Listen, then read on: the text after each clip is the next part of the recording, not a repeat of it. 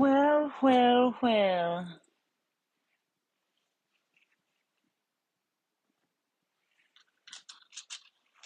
Oof. Let's only reach the people that I wanted to. My hair's a bit of a mess. Just a bit of a mess. But here we are.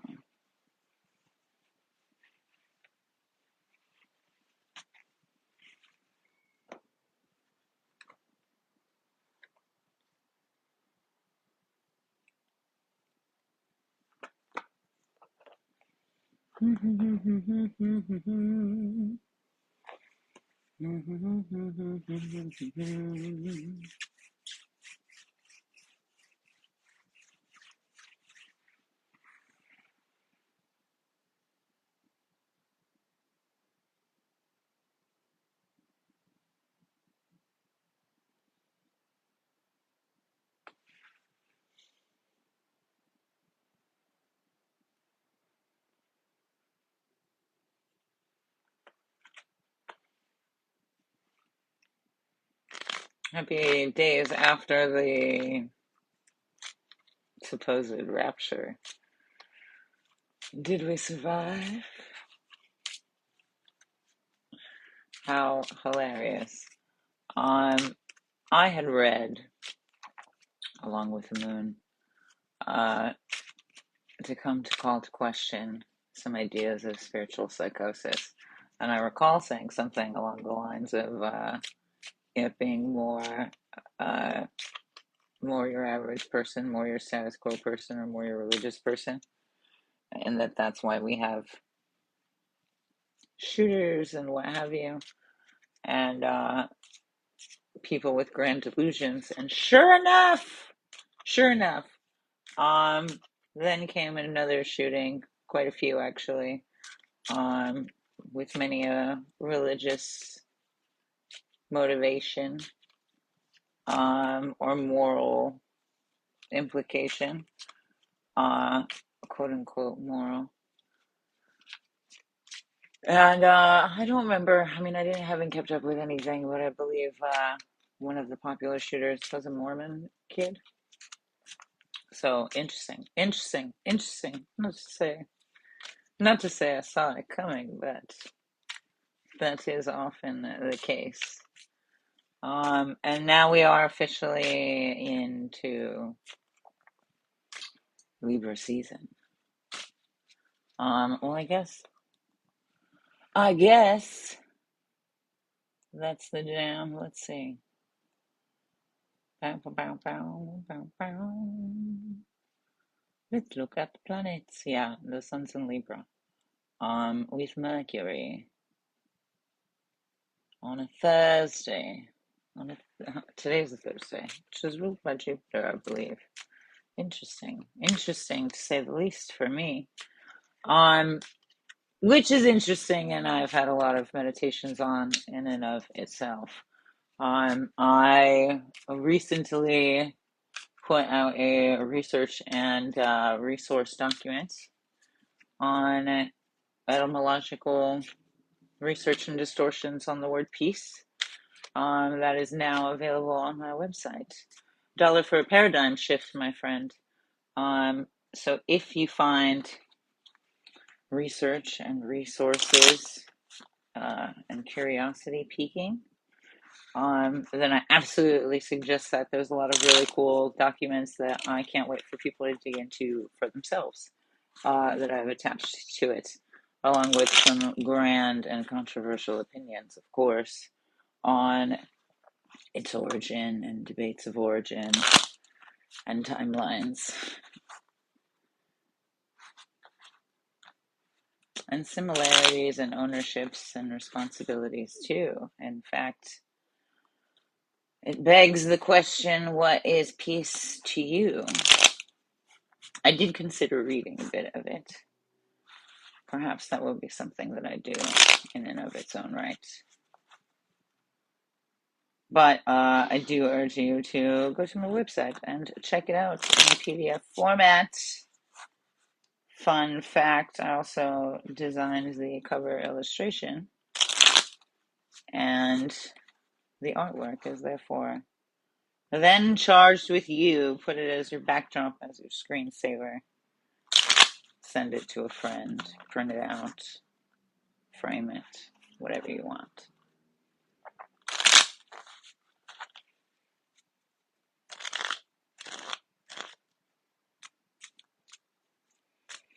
And in my investigations of peace, I found myself quite taken. It's interesting. It all happened. I mean, it all came to like a head with the eclipse. So I wasn't sleeping much, and I was writing a ton, and painting a ton. And while I shuffle, this bad boy has been the latest of my labors. Should anybody care to see?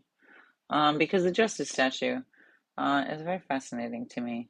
There's many iterations of, and of course, when you're exploring peace, you find yourself dancing with justice, and the ways in which you are called to dance with it, and the ways in which it's led, or the ways in which you follow, realistically.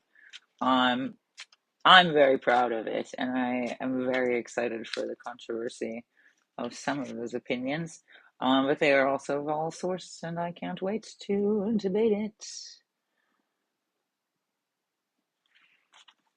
Perhaps I'll live read if there's enough interest. But I thought, I mean, like, gosh, let's see how long we're on here for, really.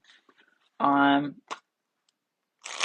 I also thought with these investigations with justice, with intuition, with the ways in which we're led, the ways in which we follow, and how that leads to intuition, how that leads to consciousness. With the coming into of Libra season, how Libra is so often associated with that justice, with that lady justice, with art, with beauty. What a vein, and I myself often describe Libra as seeking of beauty. Often Libra people are creative wizards, and they're beautiful in their own right. So it is something that I very much hold honor to. But that is not the totality of them. And they're often so complex. It's often so much more than that. And perhaps in some ways distorted, like lawyers and their associations with justice and the scales and Libra like interests. Their motivations get skewed by the system. And so there's distortions. There's always distortions. And of course, then I'm led to deeper explorations of what came before it. And Libra would more closely resemble in Tsalagi astrology, the twins. And the twins share many of folklore, interestingly enough. I myself have the Roman era bronze sculpture of Romulus and Remus tattooed because of the mythology of the twins being cast off and sent to die and then nursed to health from a wolf. I have tattooed where many people would get their last name as like homage or their hometown. But this is not just something that exists in Roman era mythology, nor something that is just purely defined by the ideas that we have of the Western Gemini, but is something that is also in indigenous storytelling. And there was another one that I really loved because there's various different ones, right? And in Navajo, the twins are monster slayer and born for water, which I think is beautiful. Perhaps I'll read that.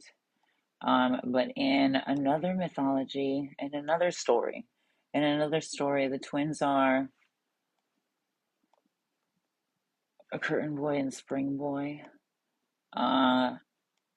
Doorway and Waredra.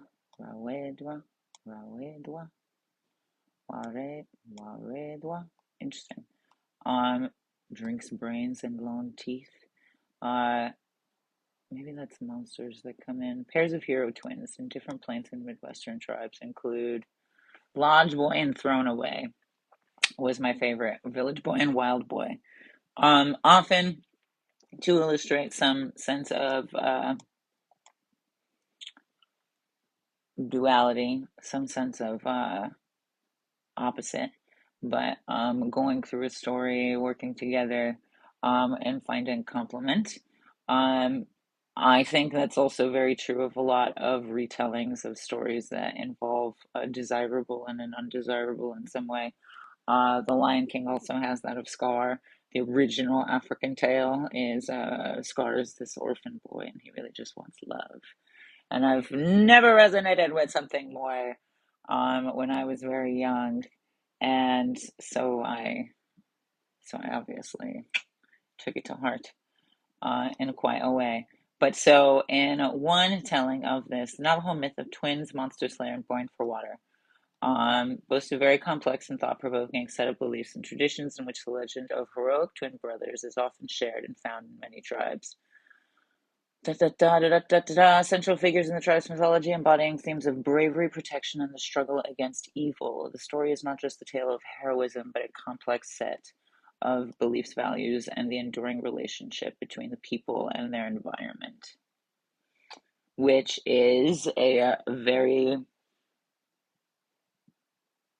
expansive concept of beauty. It's like beauty if we zoomed out, and weren't just so absorbed in its shininess and its glory. If we zoomed out and saw the way that beauty actually worked, this is the way in which the universe evolves. In fact, da, da, da, da, da, da, da. In earliest tribal stories, begins with their mother, changing woman, which in Turkey it's Spider Woman. One of the most revered deities in Navajo mythology. Changing woman represents life, fertility, and transformation, which is also very similar, same. Because these stories are macroscopic ideas, and they're given to us in symbols that we can understand. Same for any psychedelic trip. Please do not dare to attach your Aya trip or anything, your jungle adventures, with a specific person for fear of missing the effing point. Da, da, da, da, da, da, da, da. According to the myths, she conceived the twins with the sun, who gave her 2 pieces of turquoise and abalone shell, which transformed into the twins, which is lovely for me to read because I said to a friend of mine recently about a scar that I have that it felt like I had copped it with the sun. So yay me. The changing woman raised her sons on Gobernador Knob, a Navajo sacred mountain where they learned about their divine heritage and the destiny that awaited them. In traditional Diné territory in what is also called northwestern New Mexico. As they grew older, Monster Slayer and Born for Water became aware of the many monsters that plagued their people. The hero twins, a recurring theme. These warriors of justice, these keepers of peace. These monsters were the personification of chaos and danger in the world. Determined to rid their land of these threats, the twins embarked on a perilous journey to the Sun's house to seek guidance and weapons. Their journey was fraught with challenges, including crossing a vast desert and overcoming numerous obstacles that tested their courage and resolve. This is why relationships with the father are very important, or why male role models are very important. I'm just getting the father and the son in the moral compass quality. Gosh, why so many men are so lost today. Upon reaching their father, the sun, they underwent a series of trials to prove their worthiness. Impressed by their determination and bravery, the sun bestowed upon Monster Slayer a magical bow and arrows, while Born for Water received a protective staff. These gifts were crucial for their mission to defeat the monsters. In others, I believe it's like lightning and thunder that are the weapons. but other elemental powers are often deemed magical. Monster Slayer took the lead in the battles, wielding his bow and arrows with deadly precision. His brother, Born for Water, played a supportive role, using his protective staff to aid and defend Monster Slayer. Together, they defeated numerous fearsome creatures, including the giants, the monsters at Shiprock, Seabitai, gosh, I hope that's right, and the notorious Yaitza, the big giant, which I can concur is right, because there's actually a really great telling of this in that ship Dark Wind, by Native people for Native people. That is a very cool moment in the show. That also very much has to do with our own conflictions with justice, as it revolves around tribal police.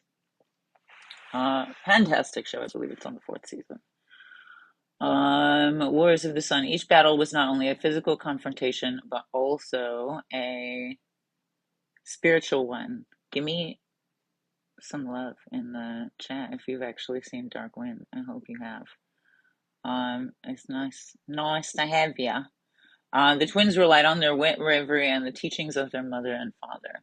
They invoked prayers and rituals to ensure their success, highlighting the deep connection between their physical prowess and their spiritual strength. How we ought to embrace the duality within us, the Libra within us, the weighing of the scales that occurs in life and death. We can quickly understand that the story of the Monster Slayer and Born for Water is more than an epic adventure. It is a cornerstone of Navajo cultural identity. It's the cornerstone of many an identity, a cultural identity. The twins symbolize the triumph over good over evil, the importance of bravery, and the necessity of working together for the greater good. So duality and non-duality in a lot of ways. Their tale is recounted in various ceremonies and rituals, serving as a reminder of the values that underpin Navajo society.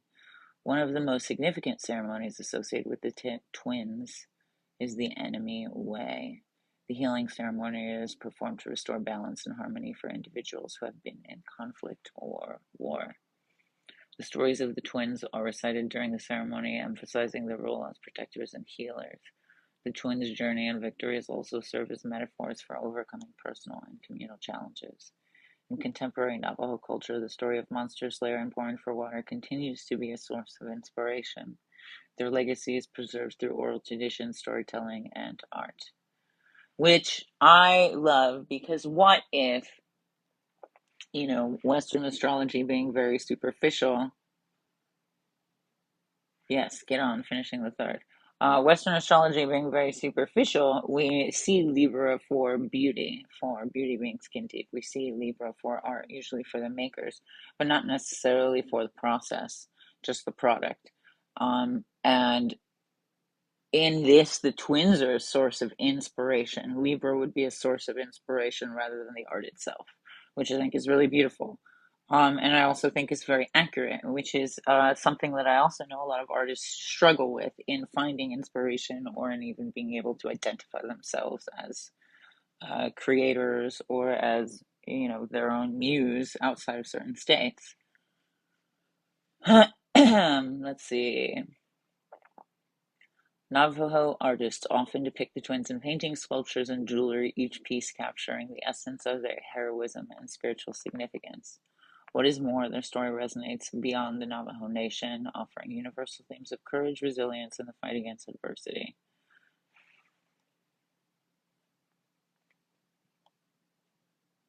Oh, my screen did something weird.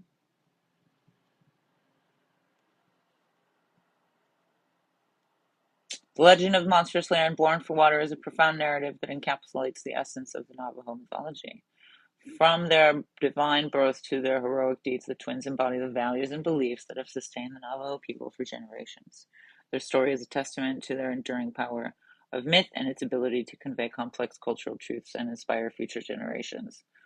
Through the continued retelling and celebration of their adventures, the legacy of Monster Slayer and Born for Water remains a vital part of Navajo heritage. symbolizing the eternal struggle between good and evil and the unwavering of spirit of a people that struggled so much in its story. Oh, oh, um, it's also not the only story. I know, that like Azteca stories also have a twins narrative, which I think is really beautiful. The ways in which we capture these things uh, is really profound.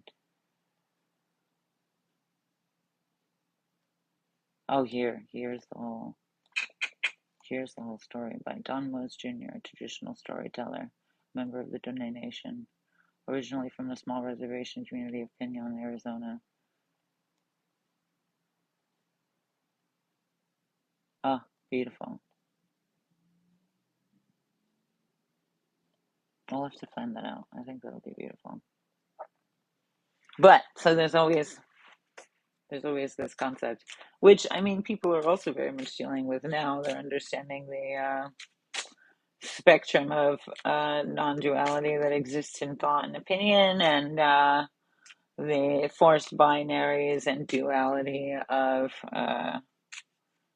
governmental loyalties and the ways in which that does separate or segregate us. In fact, that is very much a manipulated motivation. That's why so many brown people have also sold their own people out to join ICE, because of the benefits. That's why so many people join the army, even though they don't believe in it, because they got a car, or because they got paid, or because they're trying to help their parents out. Dangling of the carrot kind of situation. Um, but it's also for fear of protection through assimilation. I think that's why a lot of brown people voted for Trump, is if they sell their own people out, will they be white enough to be protected? Which realistically, that's what white is. I think we use white to covert assimilation, and assimilation is race, but is also class, but it's also social hierarchy and norm, and a loyalty that needed to be created. Not needed to be, that was created as a man-made structure. So I figured I'd pull some cards for the Libras in the crowd. Oh, gosh. Ugh. And see if anybody needs any more clarity. Gosh. Sorry, babe.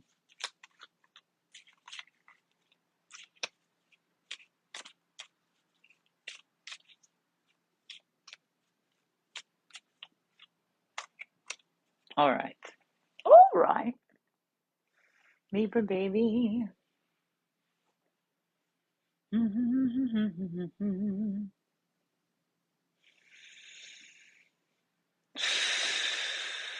You should just breathe with me because it's a good idea. Take a deep breath in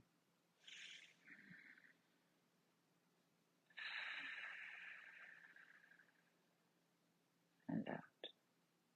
Take a deep breath in and out. Take a deep breath in and out.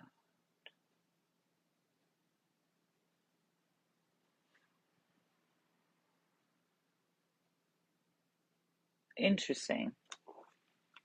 Gosh, that face was probably really funny. Sorry.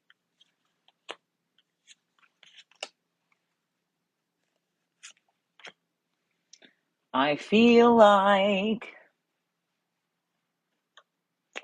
Libras are often creators because they are not just looking for God, but like look, whatever it is an artist wants to call it. In a lot of ways, that's kind of what we're playing with or manipulating. Dancing in flow. Um, that can be such a like struggle bus relationship on the in between.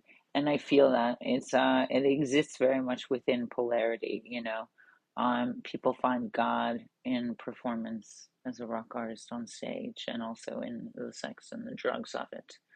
Um, or they look for God in that way.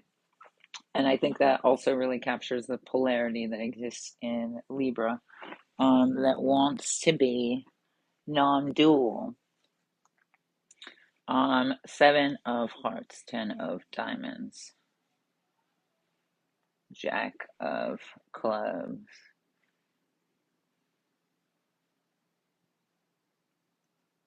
What if we didn't create because we're looking for God or something? What if we created because we've already found God and we're trying to share it? I think that's some of the most important or like incredible or like striking artwork is artwork that calls people to it from all around the world because it's, so revered. What if, and like, yes, that's like a big like stardom goal or what have you, but like, what if that's what we create in presence alone, or in, thought alone? What if that's just the product of our creation in general? And that's why people want to go see certain people live so bad, or like travel the world to see certain works in person. Like, what if that's just something that we imbue, not something that we have to seek? What if that's something that's present in the ways in which we create, not something that we have to uh, find ways to dose up, I suppose. Um, I feel like the Seven of Hearts is a sharing of these ideas, but not in a way that aids in completion. A sharing of these ideas, but maybe that results in more questions than answers, which is maybe also the ways in which people use other people and relationships or situationships as inspiration, for song or for art or whatever, the inspiration of the high of life, um, but with no clear intention, and so somebody's bound to get hurt. That's very much what that is. Like, it's superfluous and irresponsible. It's cyclical. Those other can be very charged. Maybe that also applies, but cyclical, it becomes kind of its own hell, which is also within that polarity. Rather than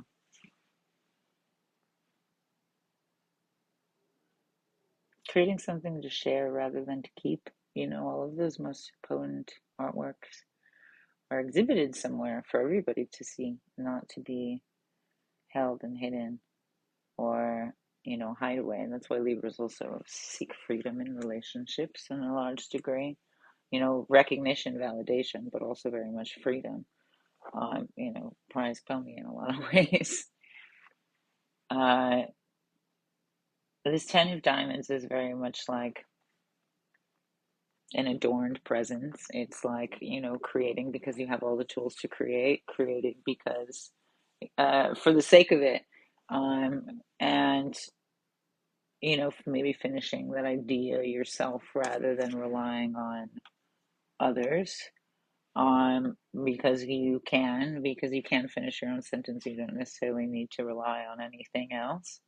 And this Jack of Wands is very much a fun and playful wielding of creative energy in a way that, like, once you see this, then you can create sharing that is more completed, because this Queen of Diamonds is like ding ding ding, maybe the most golden, even though it does not seem. But that's because we're not working with chump change, we are working with dollar bills, y'all. And like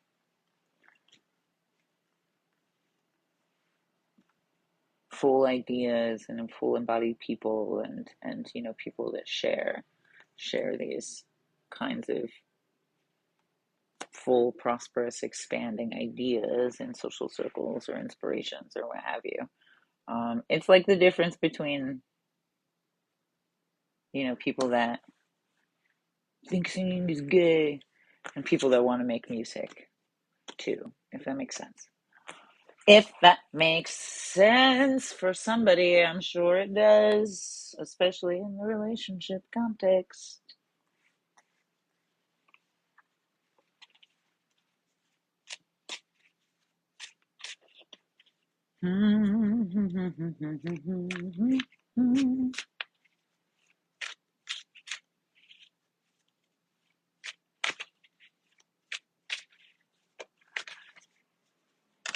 Woo!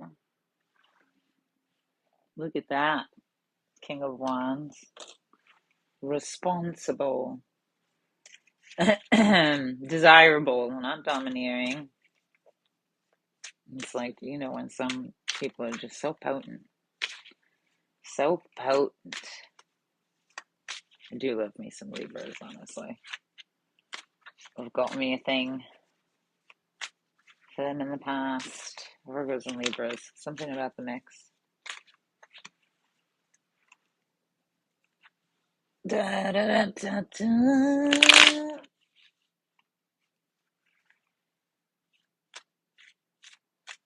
All right, Libras. What say you?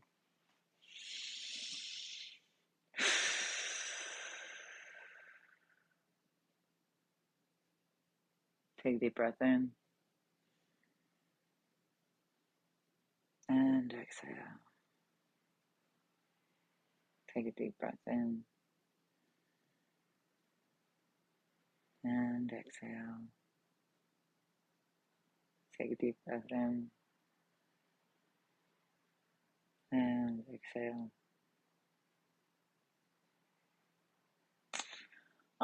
What an intoxicating presence, my gosh. It's so ironic that somebody can seek a high when they can be one themselves.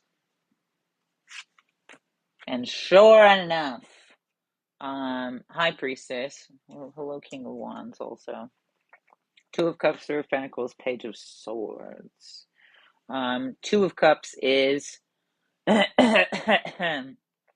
following these principles of saying fullness and creation for creation's sake and creation for the sake of sharing. And that's not to say like overexerting yourself and crossing your own boundaries and like even with fine artworks, not everybody can like lick their finger and touch it. There's still boundaries, but it is for for humanity, for the world. Great artworks were for imprints on humanity as a whole, not even just for like gawking at and royalty. The Two of Cups is that bond, somebody that will honor and respect, or something that honors and respects and upholds this idea. It is a fluid idea. Maybe it's even just within yourself, because even as I was breathing, it was like exhilarating and intoxicating to like feel so present in myself and like sway with my own breath and like find its own rhythm. And that's such an integral part of creation. I think that's why we've gotten here thus far. Whether or not you consider yourself a creator, you have created yourself thus far. And there are many things that I'm sure you've had to put your imprint on in some way, shape, or form, and had not yet considered yourself an artist. But that in and of itself is the artful way in which we live life. The Three of Pentacles also suggests this. It's small impressions, small imprints, small little waves in the weaving of life.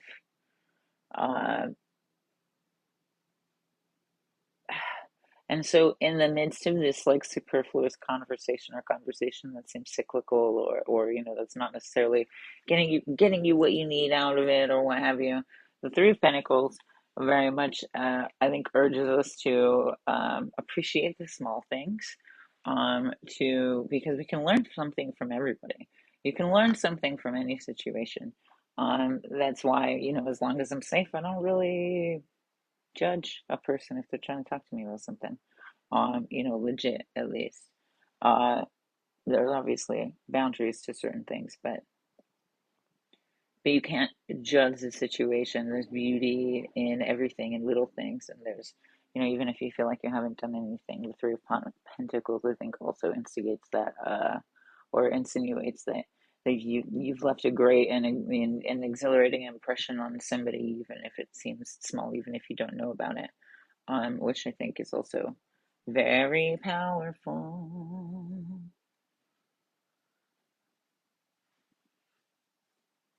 Hello, my friend. That sounds quite rough. I had a friend who was in that situation. Not everywhere is willing to accommodate, unfortunately. The system is fracked in that regard.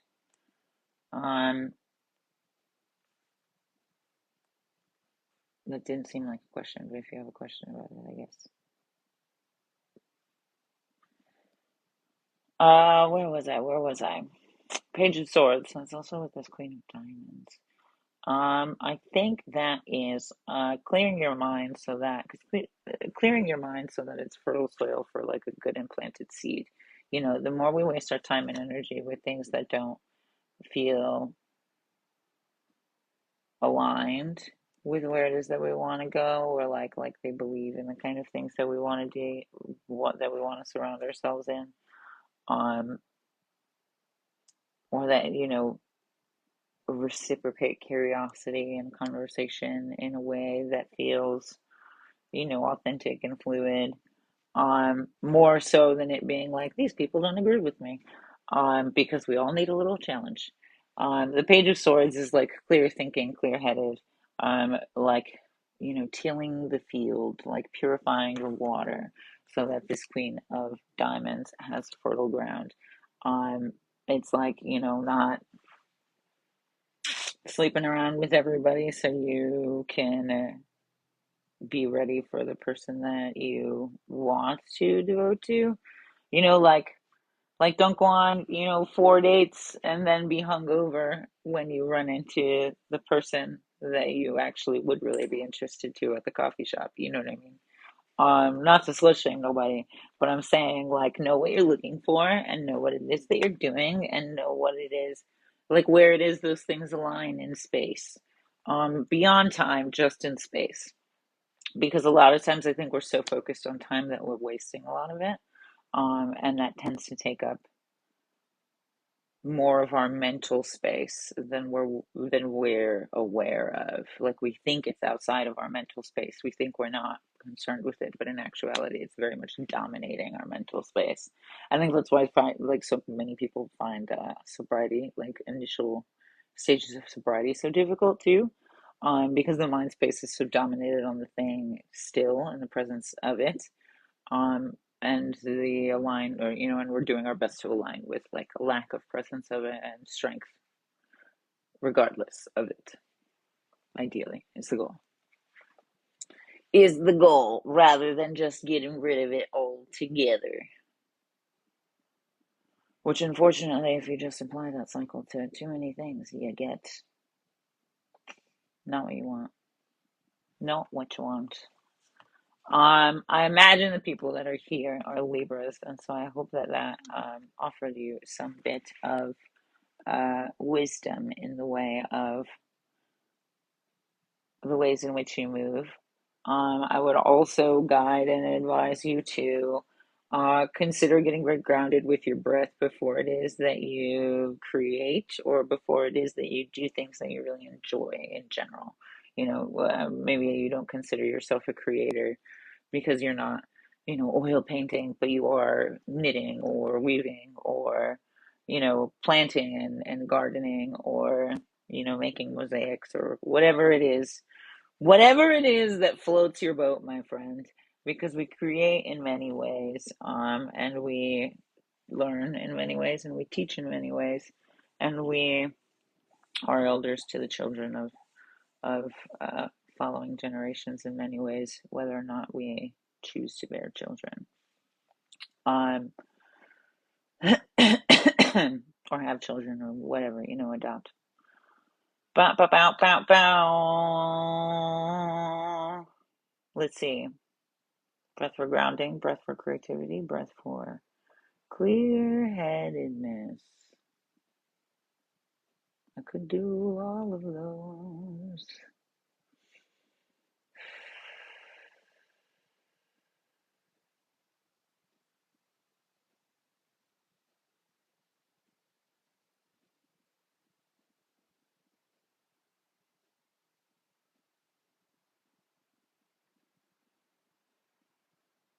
Okay.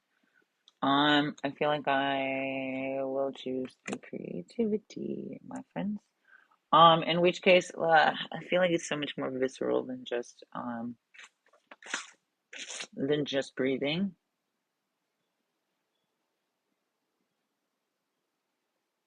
Technically, by metrics of what I've gathered with elementals, it would be an inhale through your mouth and an exhale through your nose.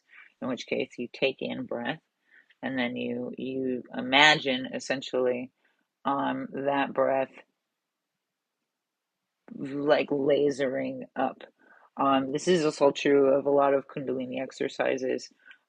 This is also true of a lot of Tibetan meditation exercises. That's just like the most simplistic version that I could boil it down to in all of my own meditation and research. Um, that being said, there's also other things that you can do to accentuate it, but that's the gist of it.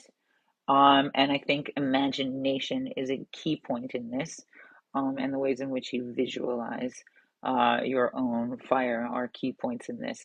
Similar to research that is done on tumo breathing, like tumo proper, when joined with meditation, the effects of the meditation itself very much increase twofold, if not more. And with saying that, in that case, um, to personalize it, I love to ask people what color their voice is or what color their breath is. Um, what color your breath is before your voice, because, let's be clear. But what color your breath is, what it looks like, and what that looks like or feels like in your mind. What color your breath is, what that looks like, what that feels like, um, and sort of imagining it like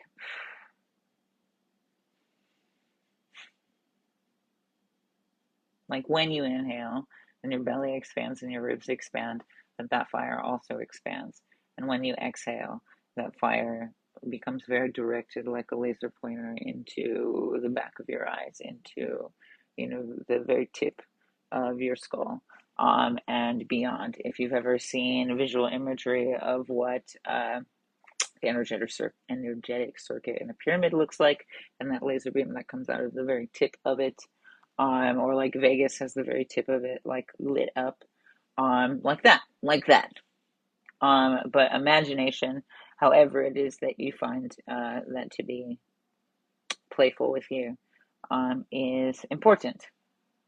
However, also grounding within your body is also important, because research does also show that the more we play with imagination, um, the more some people just kind of get lost in it too. So stay grounded. Don't just open your third eye, open your body chakras as well. um, an additional thing you can do with it is, if you are aware of the power of Mulapanta, then you're essentially like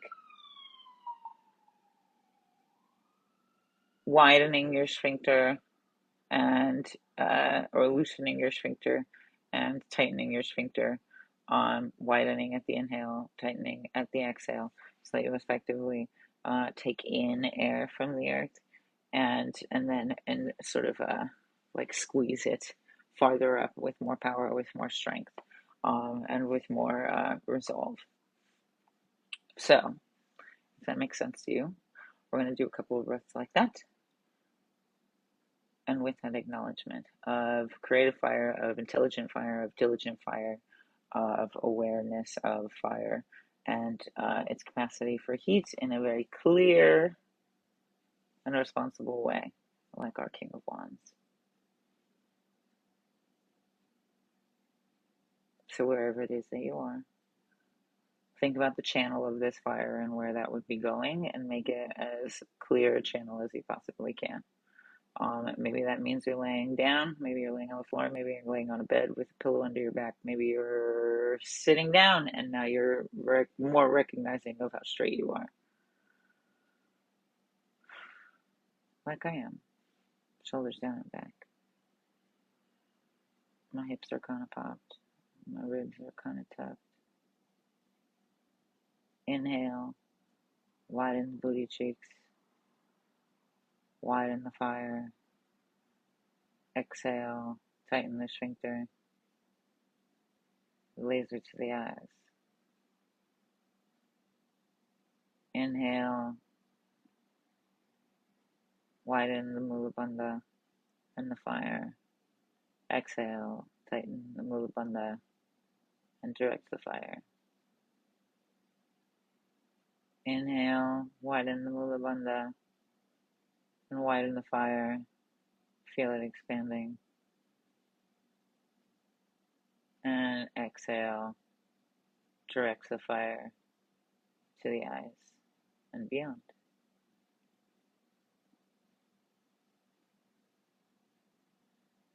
Inhale, widen the portal at your hips and the fire.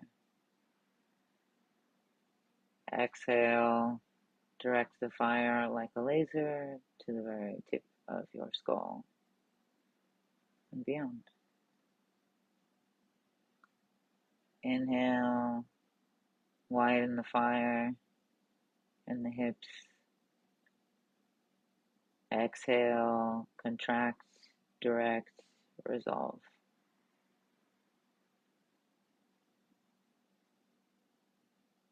Inhale, widen the fire at the hips.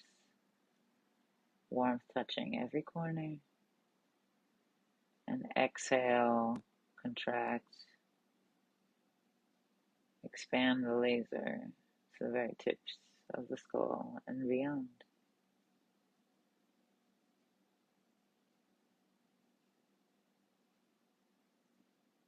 Inhale, widen the fire. And exhale, direct the fire to the tip, tippy top of your skull.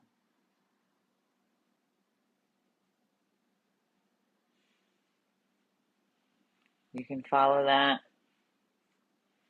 for another round at your own pace. And when you are done, direct the breath to both of your nostrils in both inhale and exhale, as that will ground the fire and bring you back into the body. Continue breathing through your nose for as many rounds as possible until you ground that energy and you feel it in your body.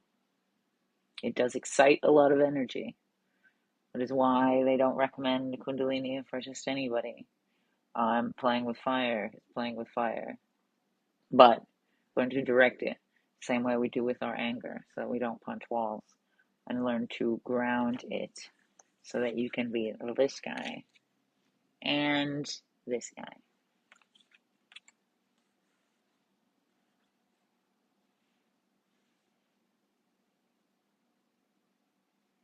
Notice that you have maybe more energy, that things are a little bit more clear now. Even I myself am maybe talking clearer. Notice the heat that's generated in the body. This is how we responsibly deal with fire elements in the body. This is how we can responsibly also deal with clouds and smoke, because fire can also give way to other elements. It is important to stay grounded so you not give way to an unruly fire, but also so that the fire does not dry out the water elements or starts to draw sources from the earth elements. This is what happens when we give too much drive to our ego. So I give you a little bit, I give you a glimpse, you take it, you use it responsibly. Great power, great responsibility, yeah?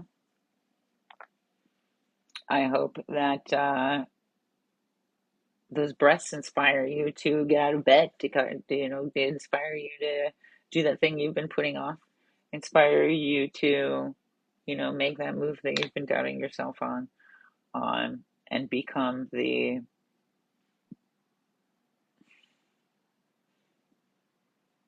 reciprocal reflection of what it is that you want to create in the world. Especially if you have not been able to find that before. May it be helpful and not superfluous.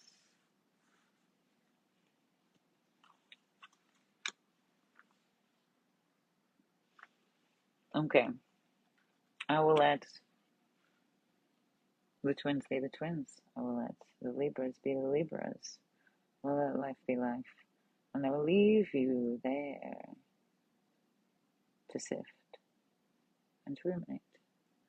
And until next time, my friends, please message me with any thoughts or questions. Comment, share, let your friends and your enemies know. And mosey on over to my website. I have many resources, free and it's most accessible just for you. Love ya. Tanata koe.